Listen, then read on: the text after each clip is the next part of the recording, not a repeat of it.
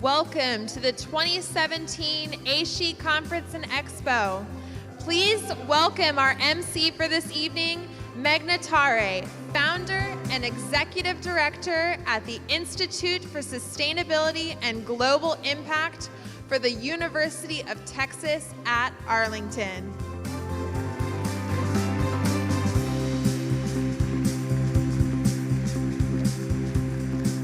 Good evening, everyone. Thank you for joining us in San Antonio for this year's conference. We are excited to be in such a vibrant city with rich history. San Antonio contains 5 18th century Spanish frontier missions, including the Alamo and San Antonio Missions National Historic Park, which together were designated a UNESCO World Heritage Site in 2015. We are so grateful to be here to have the opportunity to soak on the history that San Antonio has to offer. This place has a rich Native American history with many tribes. One of the Caddoan tribes, called Tejas by the Spanish, is the origin for the name Texas. Cohitecans in South Texas were the impetus for the San Antonio missions. We are grateful to be here and recognize the contributions of the Native people.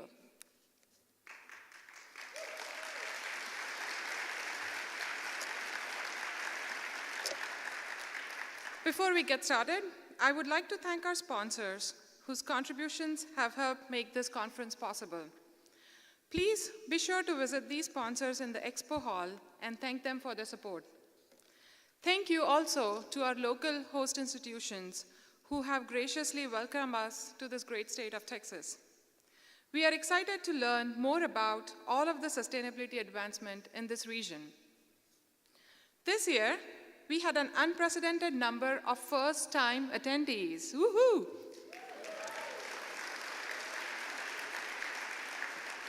We are so happy to see our community expand in a significant way.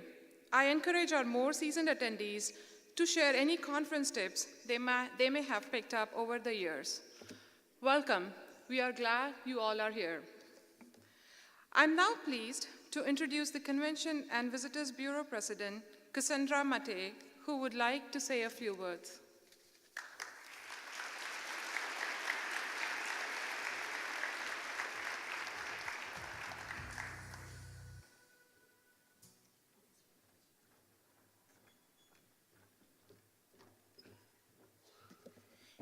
Bienvenidos a San Antonio. Welcome to our city. We are so delighted that you're here, and we truly hope that you get to experience and explore all that San Antonio has to offer. It was mentioned about our UNESCO World Heritage Site, which are the 5 missions that are around the river, including the Alamo. But one of the things that we're very excited is 2018 marks our tricentennial, our 300th birthday. And so part of that and part of our culture, we will be celebrating a year long with really taking a look at our history, what got us to today, who we are today, and where we're going into the future. You see, San Antonio and what you'll explore around the destination is that we still live in our history. It's in our people. And we really hope that you see the friendliness and the diversity of our great destination. You know, I know for many of you, it's your very first time in San Antonio. And again, welcome. For those of you that haven't been here in a while, there are a lot of new things. So you probably noticed you were able to get to this facility by walking here.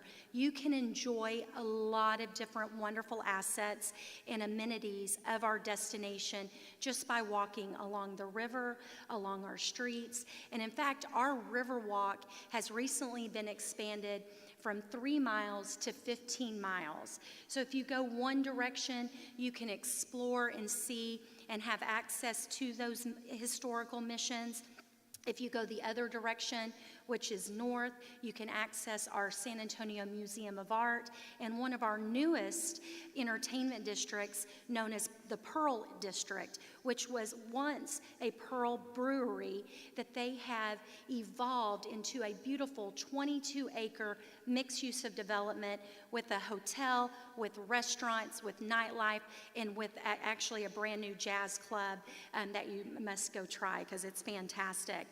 I could go on and on about San Antonio. Some of the things that people are really surprised to hear, because when you're here, you feel that you're in a small town. But I will tell you, you are in a unique destination, and there's probably about 5 across the country that there's that true sense of place, that you know that you've been somewhere special, and you will live and feel the culture and the history of this destination. We are the 7th largest city in the United States, very proud of that. And just as important as you being here with this convention, the convention and travel industry is the 3rd largest industry of San Antonio, and we represent a $13.4 billion industry. Because of groups like you, you bring and you make an impact to our community, so thank you so much. I would like to I want to turn your attention to the screens because I can go on and on about San Antonio, but I'd like to share with you a quick video. Please roll the video.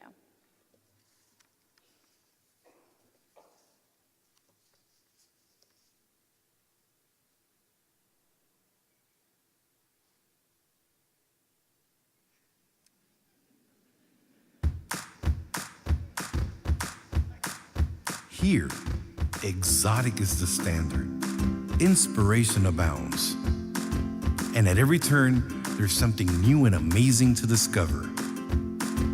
This is unforgettable San Antonio. It's a land of art, history, and culture, with World Heritage Site missions, art museums and galleries, and the world-famous 15-mile-long Riverwalk. It's a culinary scene bursting with flavors and dishes from around the world, prepared by some of the best chefs in the country. You can find high-end fashion or browse at local boutiques and Market Square. It's a destination packed with adventure, featuring hundreds of festivals, events, and attractions, like Six Flags Fiesta Texas and SeaWorld San Antonio. Here, you'll find quaint bed and breakfasts, luxury resorts, and exquisite downtown hotels. From the majestic hill country to local hike and bike trails, golf courses, and sports events, there's always something exhilarating to enjoy. And when the sun goes down, the city comes alive. So when you're looking for a chance to experience something truly unique, try a place that's exciting, passionate, welcoming, and in a word, unforgettable. So I do hope you are able to get out and explore a little bit about our unforgettable San Antonio and some programs that we had that we want to share with you and make sure that you take full advantage of is we have a Show Us Your Badge program. So all you have to do along the river, we have many partners. It's on the conference microsite, a listing of shops and restaurants that participate in this program. And for discounts, for freebies, just show them your convention badge and they will offer that to you. Additionally, some great resources for you to learn a little bit more about San Antonio. Of course, our website, visitsanantonio.com, but just a few short feet away and across from the Alamo is our official visitor center, and we have a team that's ready to help you with any excursions or anything that you may like to plan while you're here. So we just wanted to say welcome. Thank you so much for choosing San Antonio, and please get out and explore this wonderful city. The food, you will find that we have some of the best food in the country. We have the 3rd location of the Culinary Institute in our Pearl District. And because of that, we have seen numbers of chef-owned restaurants pop up everywhere. So I promise you, you will definitely enjoy the culinary arts while you're here. Again, bienvenidos a San Antonio, and welcome.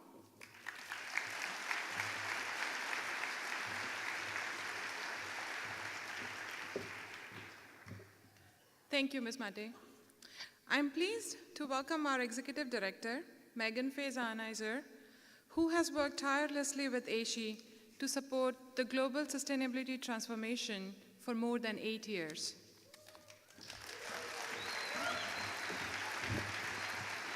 Hi, everybody. Welcome to the 2017 AASHE Conference and Expo. I'd like to start by expressing how grateful I am to all of you for being here, especially given the challenges we're facing. We're plagued by hurricanes, earthquakes, wildfires, a climate denier in the White House, the dismantling of environmental regulations, and the eroding of civil rights for so many in this country and throughout the world. These are incredibly tough times. I know that many of you are facing unparalleled difficulties in your daily lives. It is easy to focus on all the problems around us and to feel overwhelmed by our work. But we're in this together. I hope the next few days at AASHE serve as a reprieve, a chance to connect with friends and colleagues, a chance to learn new things, to rejuvenate, and to gain the motivation and inspiration you need to continue being an agent of change on your campus or organization. While I feel lucky to be here with you all, I also want to acknowledge those who are unable to join us this year. In particular, I'm thinking of our members in California who were not allowed to travel to Texas, as well as anyone who did not feel safe coming here due to discriminatory state legislation passed this spring. The hard reality is this type of law is one of the many reasons why AASHE and the work of our members is so critical.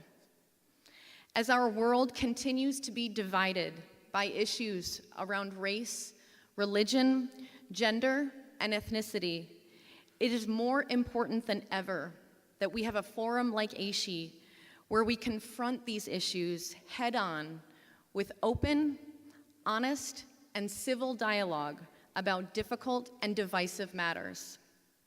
This year's conference theme, Stronger in Solidarity, takes on even greater significance during these times. The next few days will provide an opportunity to explore together the value of community, the power of empathy, and the importance of diversity, inclusion, and social justice. Building on these important values, AASHE continues to prioritize resources and professional development offerings to help you better advance sustainability within your campuses and organizations. Some notable examples include the fact that we now have 3 STARS Platinum rated institutions: Colorado State University, Stanford University, and the University of New Hampshire.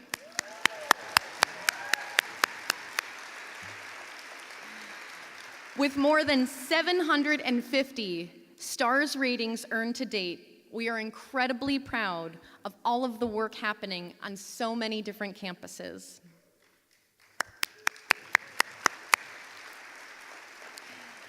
At the beginning of this year, we also launched a new program, the Centers for Sustainability Across the Curriculum.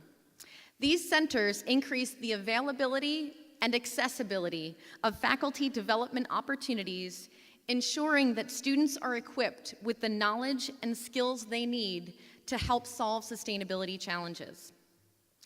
In addition, we continue to work with many partners to increase value for you and to expand our collective impact. We've supported advocacy efforts led by our friends at the National Wildlife Federation, Second Nature, the U.S. Green Building Council, and HEASC, the Higher Education Association Sustainability Consortium. We've negotiated with many organizations for member savings, such as offering discounts on sustainability certification and regional sustainability conferences. We've also been very involved with the SULI test, a tool for campuses to assess sustainability literacy that is available to the AASHE community for free. We'll also continue seeking opportunities to work with organizations that broaden our impact. Another new resource we're excited to share is Beyond the Right Thing to Do, the Value of Sustainability in Higher Education. This publication demonstrates how sustainability is smart business for higher education. Throughout this year, the staff and board have developed a strategic plan based on input from our members and the advisory council. The strategic direction of the organization for the next several years will balance further investment in the programs and resources you've come to rely on, as well as seek new opportunities for proactively and boldly pursuing our mission. Expanding STARS will be a focus. We'll be revamping the content to strengthen its global context and use the data to help articulate the impact of our work and how higher education is contributing to the United Nations Sustainable Development Goals. We'll be sharing the finalized version of the strategic plan once it is formally approved by the board. Thanks to all of our members that provided feedback into this important planning process. I'd also like to thank the AASHE staff and board for their leadership and guidance.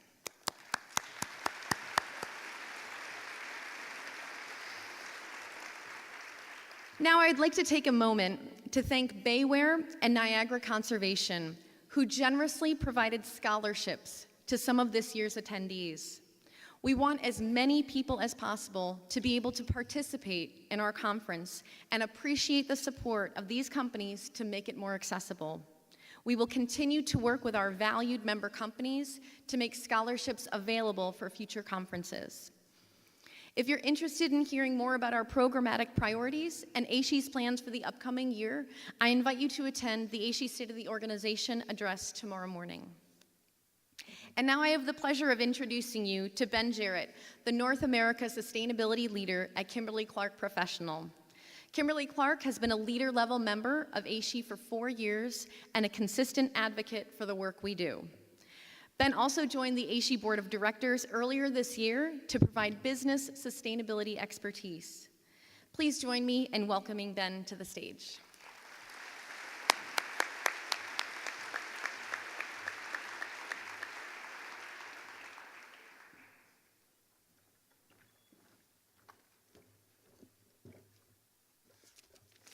Hello, thank you, Megan. It's great to see everyone again. This is the 3rd year in a row I've had the opportunity to address you, so I may look a bit familiar. For the new folks, my name is Ben Jarrett. As Megan said, I work for Kimberly-Clark Professional, but you may know us better by our brands like Kleenex, Scott, or Cottonelle. A lot has happened in the world since we were last together, and it feels some days like it's been a lot more than a year. But I was really pleased to see the AASHE's theme this year was Stronger in Solidarity. I love that this community takes the idea of solidarity beyond just agreeing that sustainability is good and climate change is bad. We take action, even when it means asking difficult questions and challenging the status quo. I don't think any of us do this because it's easy. We do it because it's right. And sometimes doing the right thing is hard. Sticking with it is hard. Pushing new ideas is hard. And we meet this resistance, but now more than ever, it's essential that we show our solidarity because we're in this together. I have the opportunity to meet with a lot of institutions at various stages of their sustainability journey. I'm continually amazed and energized by the work going on, the passion of the professionals in this space. Whether it's introducing a recycling program, an energy reduction effort, or maybe even a composting program, it's inspiring to see the hard work and the collaboration that it takes to see these initiatives come to life. I believe we all have a commitment to do what's right, and that extends to companies as well. Our products come from the earth, but we're committed to making sure they don't harm the earth. That's why we do things like sourcing 100% of our products from third-party certified sources, and why we aggressively pursue zero-waste manufacturing. We're proud of our work, But as you know, our work is never done. And that's why I'm so excited to share with you some news. About 18 months ago, we started working on a pretty ambitious renewable energy goal. I can publicly say now, with the approval of our legal team, that we've entered into a long-term agreement to purchase roughly 1 million megawatt hours of domestic wind energy annually.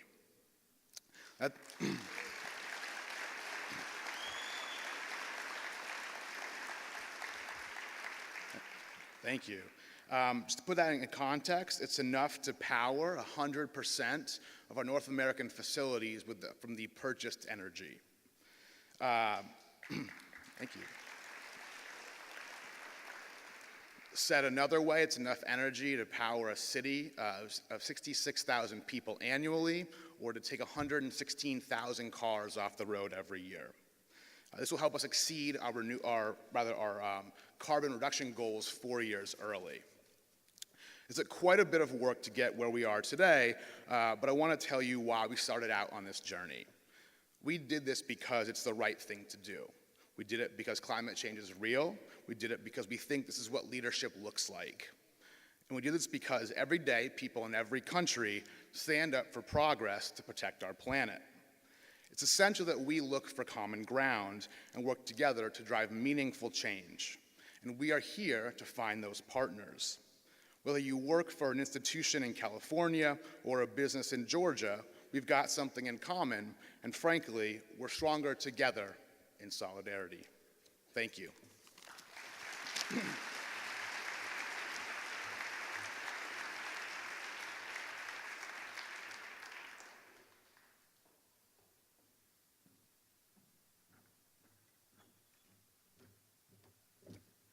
Thank you, Ben. Now, I would like to welcome Megan Fraser-Einizer and Charles Richardson, AASHE Board Chair, to help me present this year's Sustainability Award winners. The AASHE Sustainability Awards recognize sustainability achievements, research advancements, and student leadership. By raising the visibility of high-impact sustainability projects and pioneering research, the awards program helped to disseminate innovations and inspire continued progress towards sustainability. The 2017 award winners were selected among 230 submissions and will join more than 75 winners from previous years. The Campus Sustainability Research Award winners are Ethan Schoolman, Mike Schreiber, Sarah Schwimmer, and Mary Sticeman of Rutgers University for Green Cities and Ivory Towers: How do Higher Education Sustainability Initiatives Shape Millennials' Consumption Prices?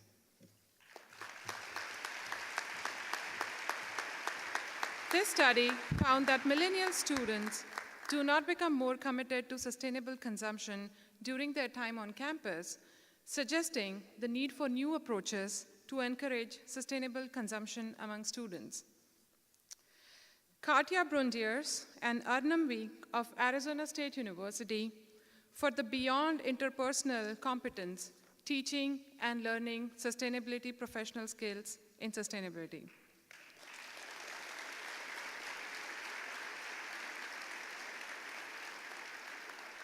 This article argues that academic sustainability programs do not sufficiently facilitate students' acquisition of professional skills in communication, teamwork, and stakeholder engagement, and presents a model for how these skills can be taught in an undergraduate course on campus.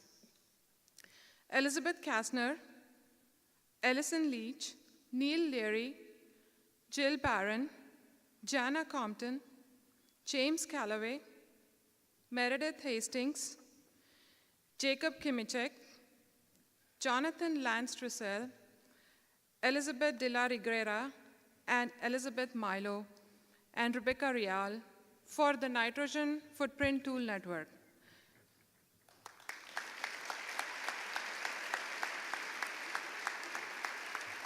This is a multi-institution program to research and reduce nitrogen pollution.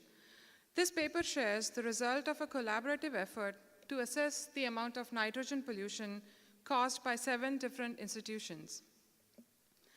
Allison Weisskopf, Dennis Grady, Richard Roth, and Julio Steffens of Radford University for comparative study of the efficacy of intervention strategies on student electricity use in campus residence hall.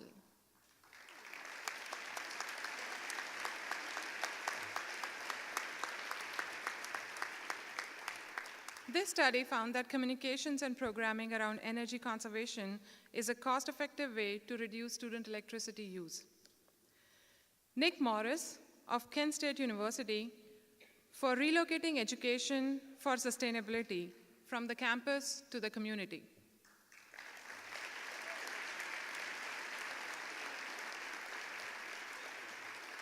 This dissertation examines the benefits of partnerships between higher education institutions and environmentally oriented community partners like parks. Daniel Chun of Messiah College for the drivers behind edible food recovery program at institutions of higher education.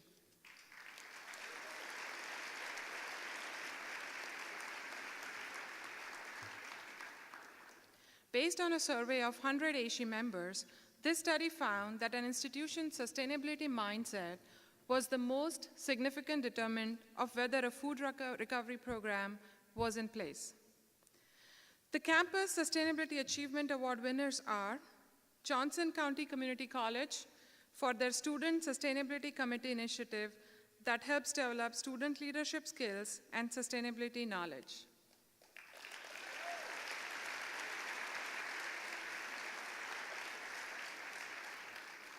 The committee has funded over 100 individual grant proposals since its inception, totaling near $3 million.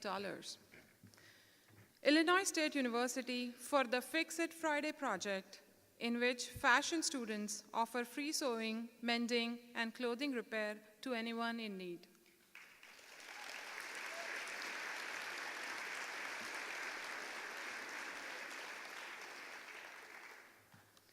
Black Hills State University for the Black Hills Food Hub, rural food hubs serving a wider demographic project, a partnership between the university and the local community that reduces barriers to local food.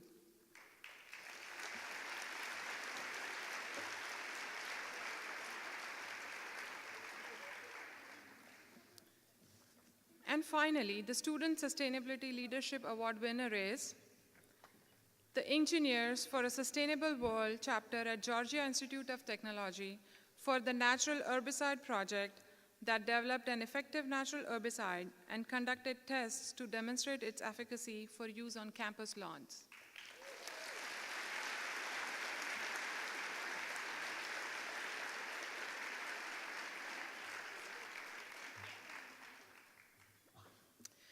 If you'd like to know more about the award winners and view the other applications, please visit AASHE's Campus Sustainability Hub. We will also feature each winner in an AASHE webinar next year. Let's give the AASHE Sustainability Award winners a big round of applause.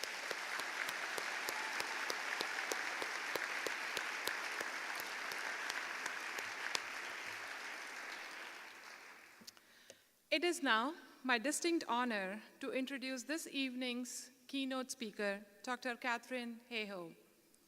Dr. Hayhoe, professor and director of the Climate Science Center at Texas Tech University, comes to us as an accomplished atmospheric scientist with over 120 peer-reviewed publications focusing on what climate change means for people and the environment.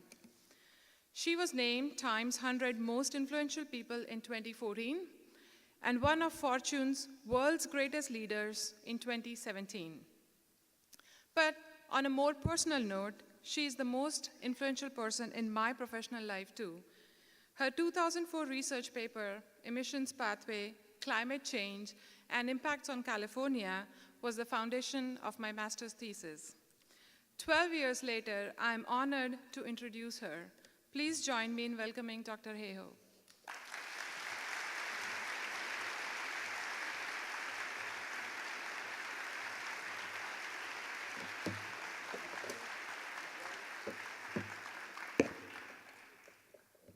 Thank you for that kind introduction.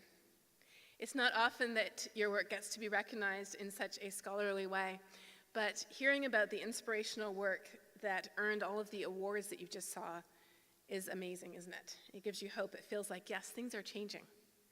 Because when we start talking about the situation that we live in today, we have to start with the negative, and I am going to start with the negative. We're going to get it all out in the open. We're going to talk about what we know is happening. And I'm going to start from looking at the issue of where we are politically. So back in 1994 was the first time that the Pew Foundation began what they called their political polarization poll. And when they started it back in 1994, which is not that long ago, this is what the United States looked like. Two groups, nice and even distributions, the middle's pretty close together. And over the last 23, 24 years, what has happened? We have moved further apart and further apart. And if you ask this question of only people who are politically active or who vote, it looks even worse. We are living in a more politically polarized society than we have seen for decades. And it's gotten to the point where, no joke, if you are not yet married, or if you know someone who is not yet married, the number one predictor these days of who we will marry is no longer, things like appearance or culture or shared interests. No, the number one predictor of who we will marry is simply, are they close to me politically? I know. So you may say, well, what does this have to do with our opinions on climate change? Unfortunately, it has almost everything to do with our opinions on climate change.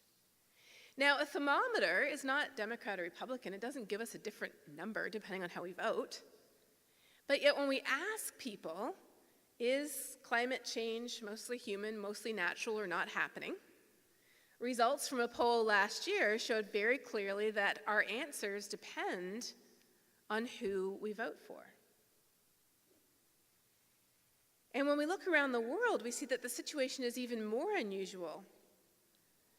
A single political party in the United States is distinguished not just in this country, but around the world as standing alone in rejecting the science of climate change. Now you might say, okay, that's fine, but people surely, they don't reject the actual, evidence of our eyes. I mean, if you're talking 100 years out in the future, who knows what's going to happen then? But if we're talking here and now, everybody knows the Arctic is melting, right? Well, if you look at the Arctic is melting and you ask people, do you think the Arctic is melting? Unfortunately, depending on how you vote, your answer is going to be different. And is the Arctic melting? The answer is yes. This is what Arctic sea ice looks like. Going up and down from year to year, but over long-term averages, over climate timescales of decades, it's going down. And then you might say, okay, but surely people, they get information about this, they get correct information. So this is another poll, and this is all by my colleague Larry Hamilton from the University of New Hampshire, which is one of the star universities, I was happy to see. This is another poll that says, who do you trust for information about climate change? Well, depending on who you vote for, a large number of the population depends on Fox News, for example. And when you look at the percentage of information on climate that is accurate versus the percentage that is misleading, you see that we can actually be getting false information.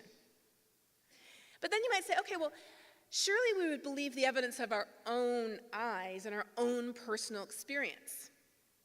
So Larry had an opportunity last year because there was a record warm winter in New Hampshire. This is a record warm winter. People lived through this record warm winter. So in February, after the winter, I'm not talking about the summer, I'm talking about February. In February, he went and he asked people, do you think our past January was warmer than average? And what do you think he found? Apparently, it even affects the number that we think our thermometer is telling us, because if you looked at New Hampshire January temperature, you see that in fact it was very unusually warm. Now, you may say, no, but this was before 2017, right? And what have we seen so far in 2017? Well, just in the last matter of weeks, not even months, but weeks, We have seen Hurricane Harvey flooding Houston with unprecedented amounts of rain. It is looking to be the most expensive weather and climate disaster in the history of the country. But entire islands in the Caribbean were declared uninhabitable after another hurricane struck them, and then another hurricane struck Puerto Rico. And of course, today there is Hurricane Ophelia heading for Ireland. Is there a connection between these events and climate change? There is. Climate change does not cause hurricanes, and climate change is not causing more frequent hurricanes. This is a bad year. Next year won't be a bad year. But the risk associated with hurricanes is increasing. As the ocean gets warmer, they are intensifying faster. There is more energy available to those hurricanes from the warm ocean water, and they have more rainfall associated with them on average. It isn't just about hurricanes. Another headline just from today is about the California wildfires. What's the connection there? Wildfires are mostly human ignition in the lower 48 states, but they're burning greater and greater areas as the planet warms and as the season gets much longer. So as the president of Dominica said, or the prime minister of Dominica said after his island was devastated by a hurricane, he said, to deny climate change is to deny a truth that we have just lived.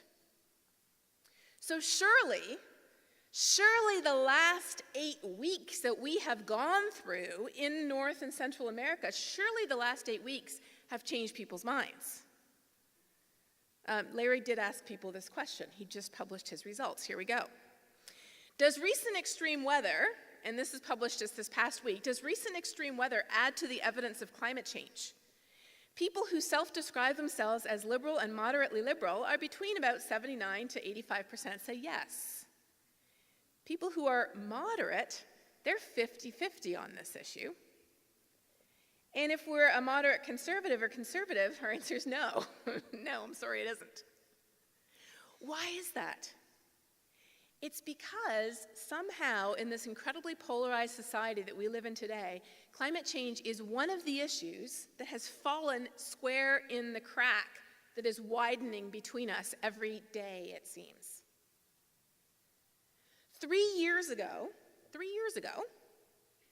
asking people what they thought of various hot-button issues, and then ranking those issues based on which issues people most disagreed on, depending on if they were Democrat or Republican.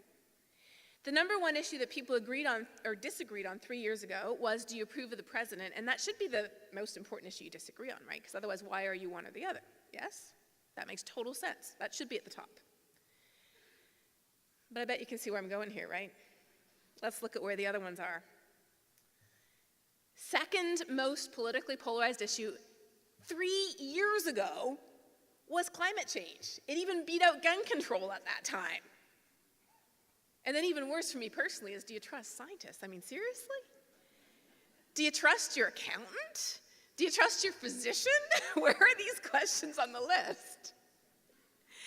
So it's no surprise that when we talk to people about climate change, and most of us are scared to talk to people about climate change, because when we talk to people about climate change, it usually looks like this. Susie the scientist shows up with all of her scientific reports and data and facts about how the Arctic is melting, and yes, January was very warm, and no, climate change doesn't cause hurricanes, but it's making them worse. And what does Calvin reply with? Calvin does not reply, usually, with a similar stack of data and facts and scientific reports. Calvin responds with who he is, his identity. Because we have internalized this issue to the extent where our opinion about climate change determines what tribe we belong to, what social group we belong to. It determines who we think we are. And asking people to change their mind about an issue that is so, not just politically polarized, but it is so key to our identity, asking people to change their mind about that is like asking them to cut off a piece of their body or to shut down a part of their brain. And so coming at it with data and facts and, papers and reports, it digs a trench rather than building a bridge, and the conversation usually ends up something like this. I tried to find a picture with two heads exploding. I couldn't. So at this point, you're probably saying,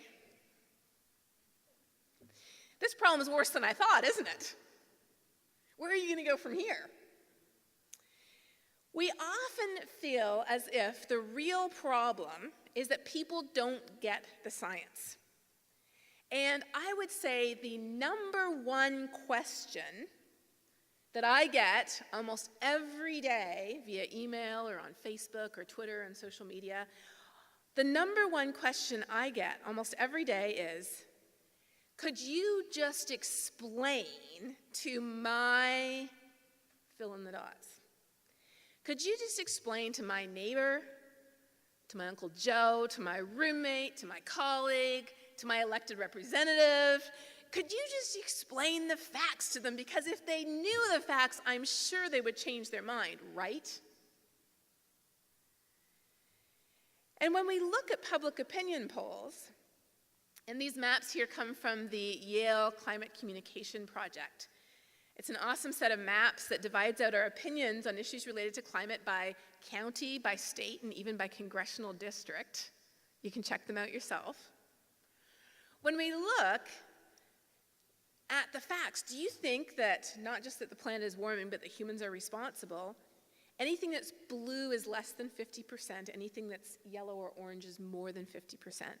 We see large parts of the country, including where I live, and including, well, no, actually, we're down in the orange part here, including the upper half of Texas. We see these large blue areas, and we say, if they just knew the facts, if we just wrote a better textbook, or if we had a better training program, or if we just made a simpler video, or how about a really good website? Yes, that would fix it. If they just knew the facts, surely they would change their minds, because what's the assumption underlying this? The assumption underlying this is people are blank slates waiting to be written on. And we come along and we will write on their blank slates with correct information, then everybody will be on the same page. This is why I love social science. I'm a physical scientist myself, but I love the social science because they look at these questions. And one social scientist who looks at this is Dan Kahan. He's also from Yale. And he published a study a number of years ago where he said public apathy over climate change is often attributed to a deficit or a lack of comprehension. People know too little science, so we have to educate them. If that's the case, well, you know, there are those IPCC reports. You know, you've heard of those big climate reports that they wrote back in 1990. That was when the first ones were written. But they quickly became out of date, so they wrote a new set in 92 and 94, and then another set in 95. And then they waited 5 years and wrote a new set in 2000, and then another set in 2005, and then another set just a couple of years ago. And then we wrote national climate assessments. We wrote 1, 2, 3, we're writing number 4 right now. Now they have colored graphics. We're even talking about maybe doing video abstracts. Fancy. Or maybe a National Academy report or another one. Surely these will change people's minds. Well, here's what Dan and his colleagues found. They said, we conducted a study to test this, and we found no support. No. In fact, he goes on, members of the public with the highest degree of science literacy were not the most concerned, rather they were the ones who were most polarized. And then here's some more of Larry's data to prove it. Climate change is happening now, caused mainly by human activities. Do you agree or not? People who have a high school education are quite close together, regardless of whether they self-categorize as Democrat, Independent, Republican, or Tea Party. What happens the more education we get? What happens? We move even further apart. We are not blank slates waiting to be written on with the correct information. When we look at this and we say, oh, clearly we have to educate people and that's the way we're going to move forward, actually that, in some cases, depending on what people bring to the table, in some cases that can be part of the problem. Because nobody likes to be told that who they are is wrong and what they believe is bad. Everybody wants to be the good guy, not the bad guy. But I'm going to tell you, I don't actually think this is the real problem. I think the real problem is that we don't think there are solutions that are compatible with our values, number one. And number two, we don't think it matters to us personally anyways. Those are the real problems. Here is the fascinating thing.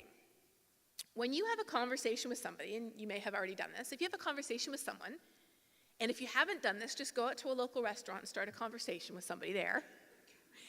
You may have a conversation with someone about this issue, and they may start off saying, oh, I don't think it's real, it's just a natural cycle, those liberal scientists are making it up. Within less than 5 minutes, more often like 1 to 2 minutes, they will transition to the real problem they have. And the real problem they have, more than 99% of the time, has nothing to do with the science. And why should it? Because the science of climate change, the science that we use in our climate models, the nonlinear fluid dynamics and the radiative heat transfer, we use it in our stoves and our fridges, in our airplanes every day, and nobody really has a problem with using those or says that they're not real. No, if you have a conversation with someone, within 5 minutes or less, they will transition to the real problem they have with climate change, and their real problem will go something like this, and this is quoting real statements I have heard from real people here in Texas. I don't want the government telling me how to set my thermostat. They would take away my truck. And in Texas, that's a very serious thing. Don't laugh, don't laugh. It will ruin the economy.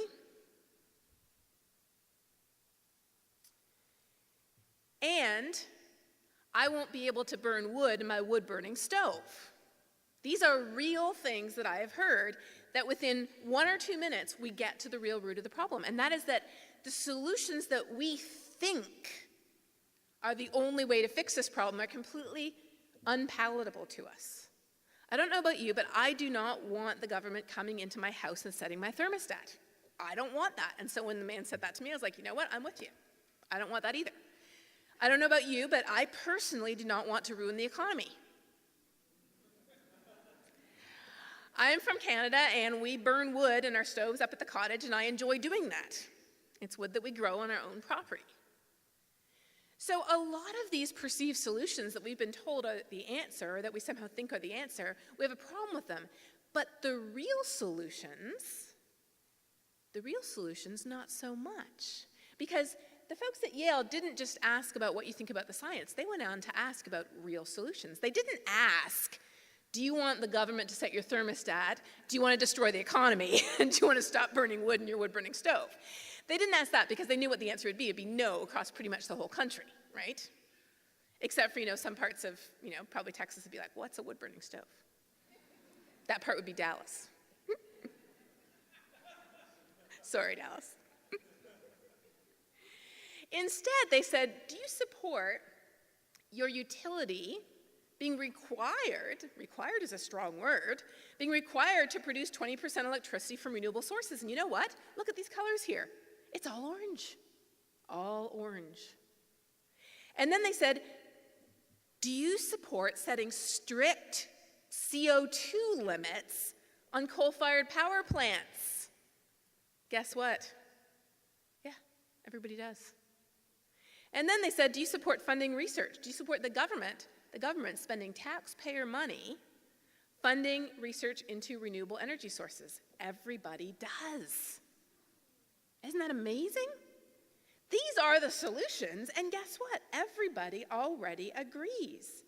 So when we see polls like this one that was done 2 years ago in 2015, saying, okay, global climate change is a very serious problem. You have Republicans over here, you have independents in the middle, you have Democrats over here. There's a 48-point spread. But then you go on and you ask other questions like, do you support limiting greenhouse gas emissions? What happened to the spread? Two things happened. It went from 48 to 32, and what else happened? It moved way over to the side. The lowest is 50%. Everybody else is above 50%. Isn't that crazy? We can actually agree on some solutions. And then, recently, they asked, do you think environmental rules should be maintained or strengthened? Now, there is some division there, but, here we go. There is some division there. Now, this breaks it out by a couple of different factors. You've got age, gender, education, and then you have ideology. You know what? Everybody, liberal, moderate, and moderate conservative, the vast majority of people are over 50%. And even very conservatives are at 40%. And that's pretty high for maintaining or strengthening environmental rules.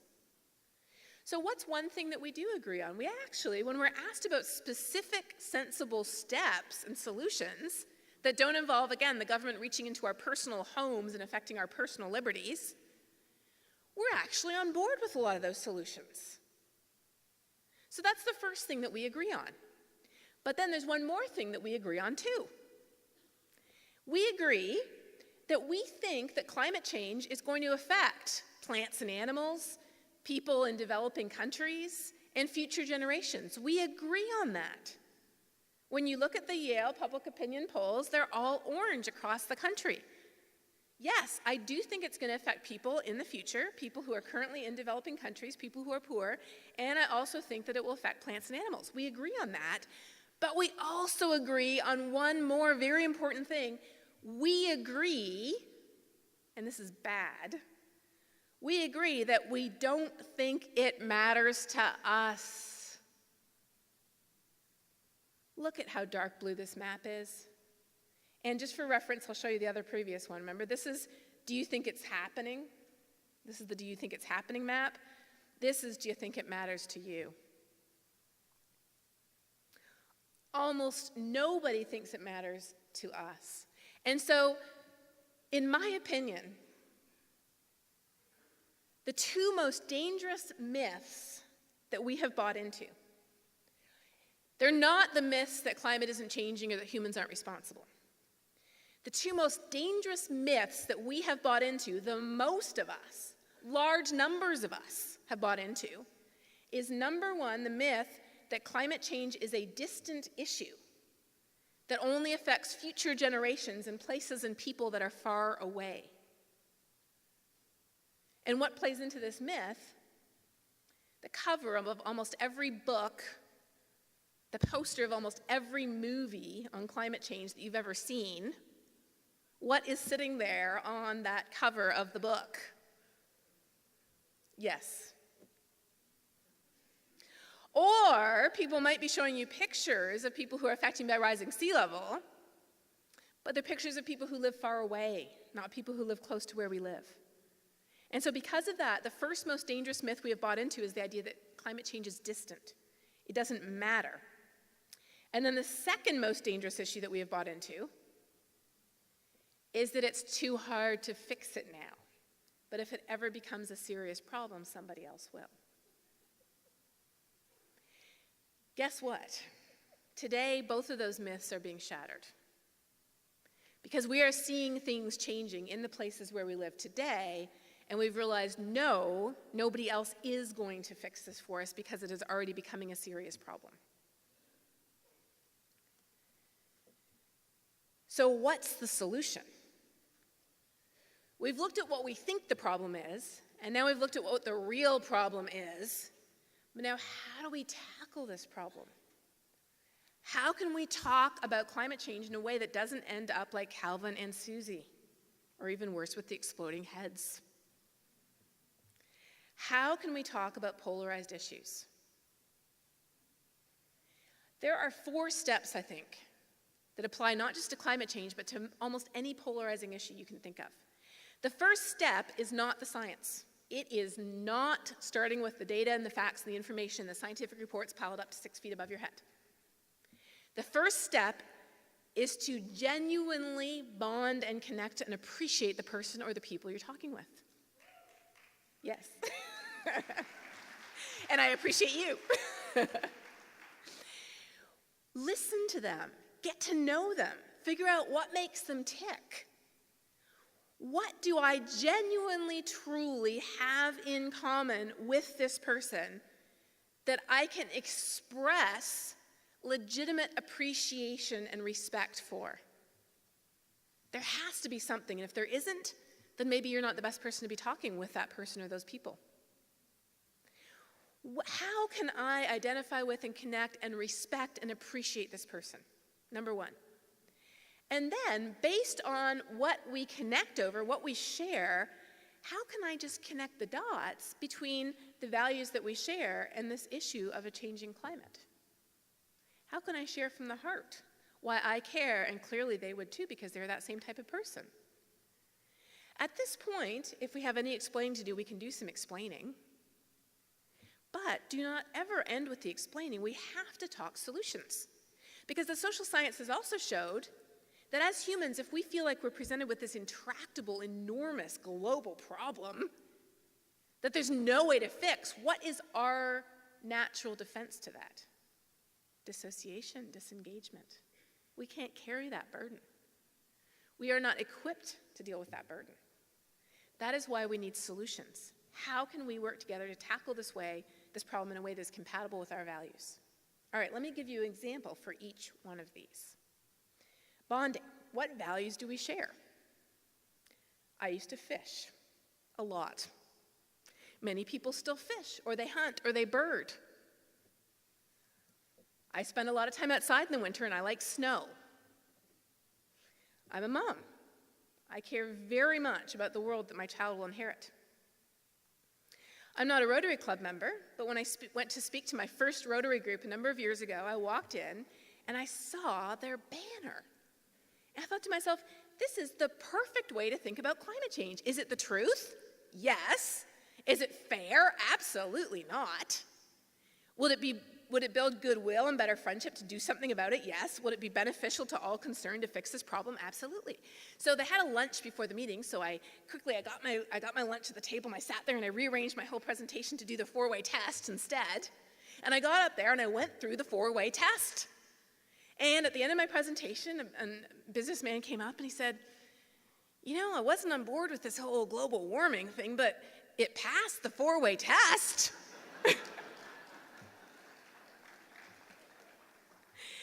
We're connecting over a shared value, and that enabled us to build the bridge. Faith is a huge way to engage. Almost 85% of people in the United States and around the world belong to a faith tradition, and just about every single major faith tradition has as its core the idea of responsibility or stewardship for creation and care for people who are less fortunate than us. The reality is, whether it's even just something as simple as the sense of place where we live, and this is what my backyard looks like,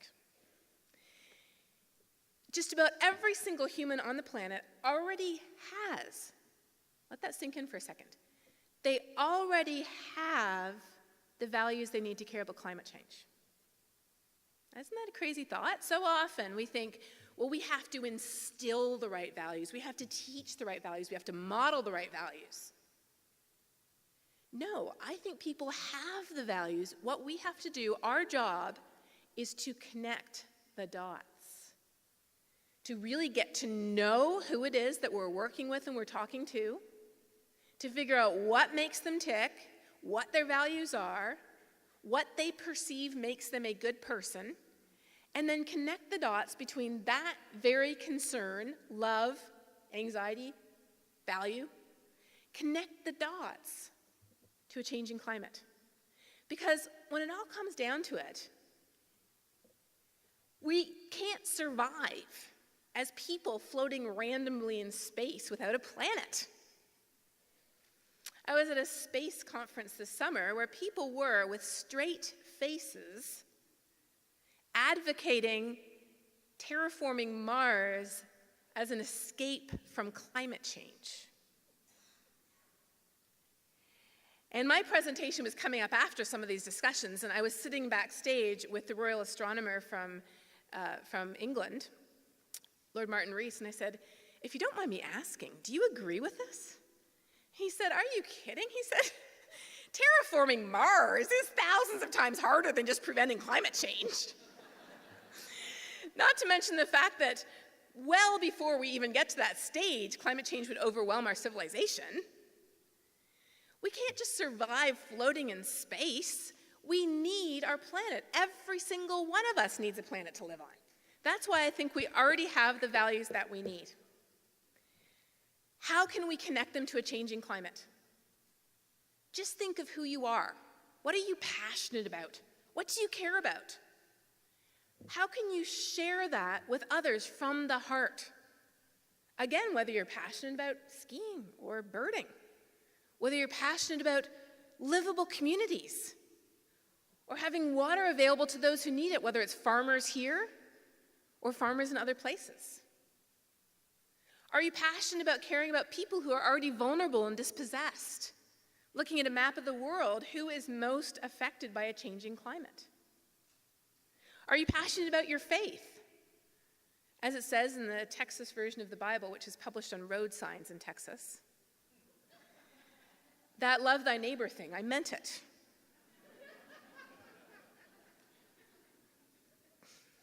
Only then, when we've connected the dots between our hearts, only then do we need to do any explaining.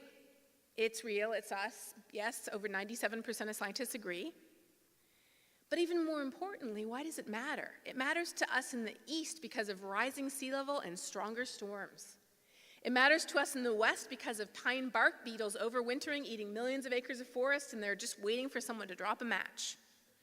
It matters to us in the north because over 200 Native American villages are at imminent risk from the ground under their feet, thawing and crumbling and falling into the ocean. It matters in the south because of the massive increase in heavy rain events in a warmer world.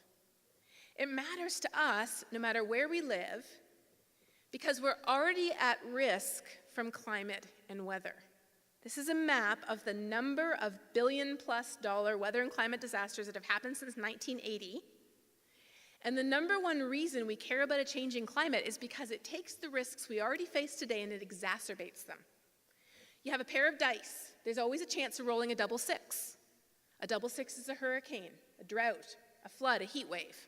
There's always a natural chance of rolling that double six, and climate change is sneaking in while we're not looking, and it is taking another number and replacing it with a six also. Give it another decade or two, it snuck in, it replaced another number with another six. It's loading the dice against us. The reason why we care about a changing climate is because wherever we live, whatever natural weather and climate risks we face in the places where we live, more likely than not, they are being exacerbated by a changing climate. And then lastly, how can we work together to solve this problem in ways that are compatible with our values? This is so important because, again, in nobody's world is the government automatically setting your thermostat compatible with your values. One of my cousins was one of the first lawyers to go into Russia after the Iron Curtain opened. And I remember them sharing with us how they would have to open their windows in the dead of winter. I was saying, why? And they said, because the government controls the thermostat. They pump so much heat through the house, it's like 90 degrees in the house. Everybody opens the windows to let the heat out. Nobody wants that type of situation. It's just silly. It doesn't make sense. But there are many positive ways that we can work together to fix this problem. And one of the biggest things might surprise you.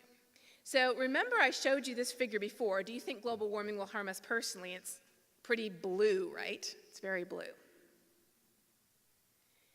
This is not the darkest blue map that they have. There is one more map that is even darker blue than this. What do you think it is? They asked people, do you ever talk about it? Do you ever talk about it? Guess what? No. Nope. Over 75% of people in the United States hear somebody else talk about it, not even talking about themselves. They hear somebody else talking about it, less than a few times a year. Why would you think this was an important problem that mattered to me in my life if nobody ever talked about it with you?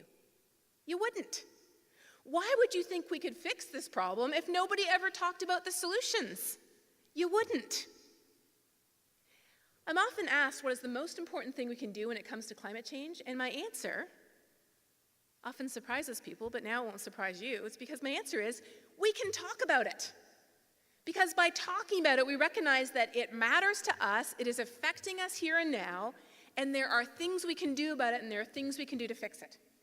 So what can we talk about? When it comes to climate change, it may sound strange coming from a scientist, but we don't want to walk up with piles and stacks of scientific reports and start arguing facts and data and Arctic ice levels and temperature curves. No, the first thing we want to talk about is how climate change affects us and the people and places that we care about. Places that we have lived in the world, places where we know people who come from those places, places where we live right now. We can talk about how climate change is affecting us. Whether you're like my student who's from Bangladesh, we were talking about Harvey in our class, and he said, do you realize that half of my country is currently underwater as well? Half of his country. We can talk about the real world ways that climate change is taking naturally occurring risks and exacerbating them, whether we live in Bangladesh, whether we live in Texas. In an op-ed I wrote with two other of my colleagues, one from Rice and one from Texas A&M, we said, the most valuable lesson I think we've learned from Harvey is that we are so vulnerable. We are so vulnerable, and we can talk about the ways that we're vulnerable. What's the second thing we can talk about? We can talk about how there's policy solutions that are compatible with our values. Yes, really. There's an organization called Conserve America. I first met them here in San Antonio when they were called Republicans for Environmental Protection. And they talk about how conservation is conservative. A recent headline just this year was a conservative climate solution Republican group led by James Baker and George Shultz and Hank Paulson call for a price on carbon because it's a free market mechanism. Isn't that interesting? There's a libertarian organization called the Nikiska Center that talks about libertarian principles in climate change. I mean, if you really believe in libertarian principles, you should be outraged that someone else's decisions are affecting the value of your property, and you should want to do something about it. What if you're a Christian? What if you're an evangelical? Well, then you've got Young Evangelicals for Climate Action. They're going to Paris to bear witness at the climate negotiations in Bonn, Germany next month that Christians are standing up all over the world for faithful climate action. And when I was there at the Paris meeting a year and a half ago, I was there with Bishop Ephraim Tendero, who is the head of the World Evangelical Alliance. He was an official delegate for his country, the Philippines. One of the organizations going there to Paris is Climate Caretakers, and I love Climate Caretakers because they are an organization where you sign up and every month they send you a list of things that you can do personally. They're modeling the idea of a community, but they're doing it online. So we can talk about how climate change affects us and the places where we live, and I try to talk a lot about that on my Facebook page to give people information to share with their friends and their family. We can talk about policy solutions that are compatible with almost anybody's values. And then we can talk about innovative, cool, amazing solutions, like the fact that in the Netherlands, where about a third of the land is at or below sea level, they're building floating villages. So if sea level goes up 3 feet, you go to the hardware store, you buy 3 more feet of anchor chain. I was at a housing convention and I was talking about this just a couple weeks ago, and this woman came up to me afterwards. She's like, my mother lives right there. And she showed me the pictures on her phone. It was so cool. I was like, oh, I want one of those houses. You can talk about how, I know it isn't quite as cool, but in West Texas, they're putting drip irrigation in the ground to save enormous amounts of water that would otherwise evaporate. We can talk about how here in Texas, we're replacing rusting old oil rigs with shiny white new wind turbines. First quarter of this year, we got 23% of our electricity from wind on the ERCOT grid. It's pretty amazing.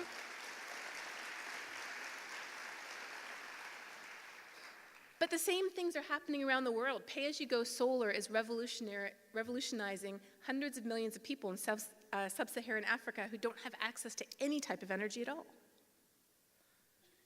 Just north of here, Fort Hood, the biggest military base in the country, is saving taxpayers $165 million by going with wind and solar over natural gas just because it's cheaper. It's cheaper.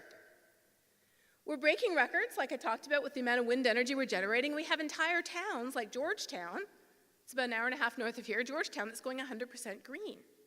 We can inspire each other with the progress that is already being made, and you can tell these stories everywhere. You can tell them in Nevada, Arizona, Iowa, California.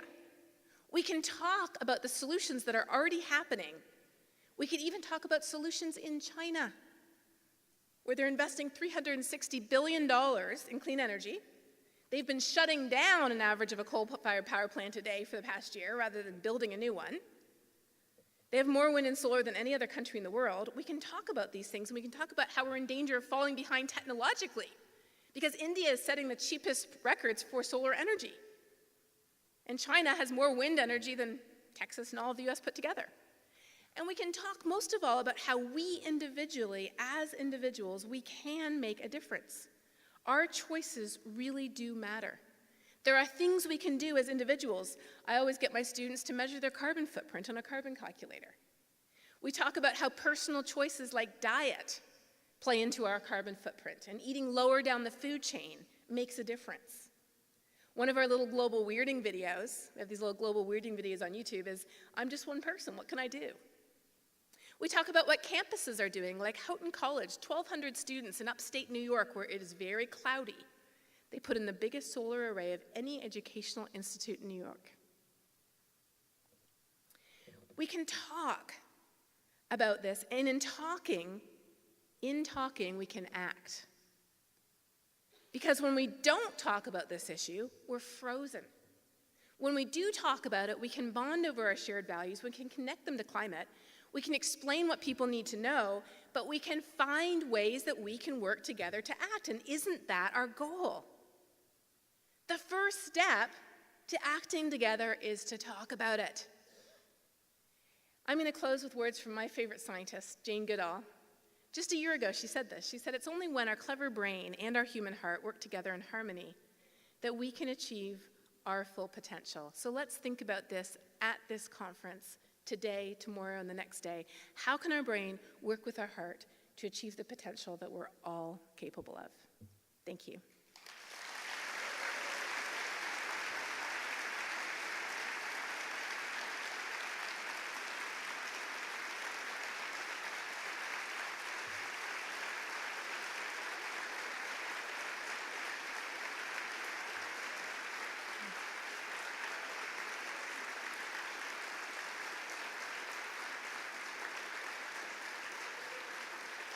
Thank you so much.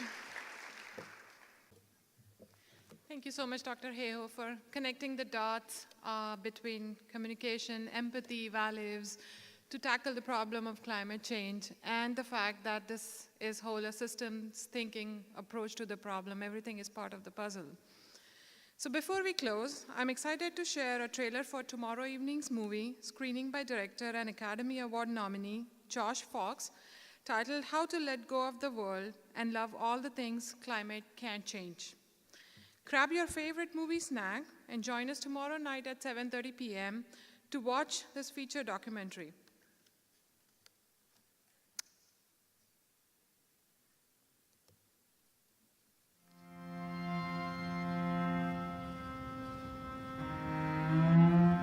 Can a person stop a wave?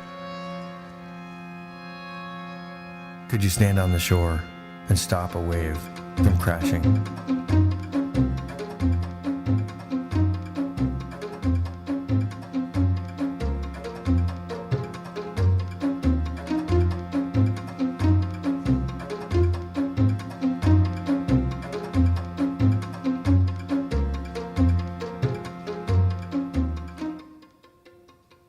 What are the things that climate change can't destroy?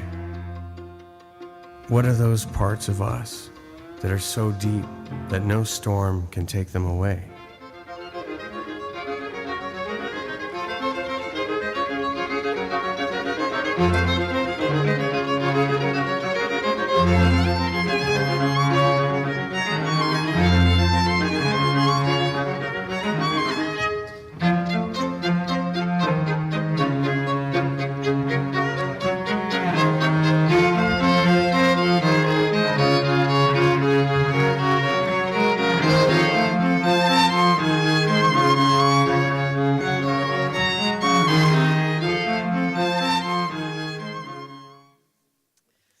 We are so glad to be able to offer this special movie screening tomorrow night. I hope you are as excited as I am to exchange ideas and learn from one another over the next few days here at the AASHE Conference 2017.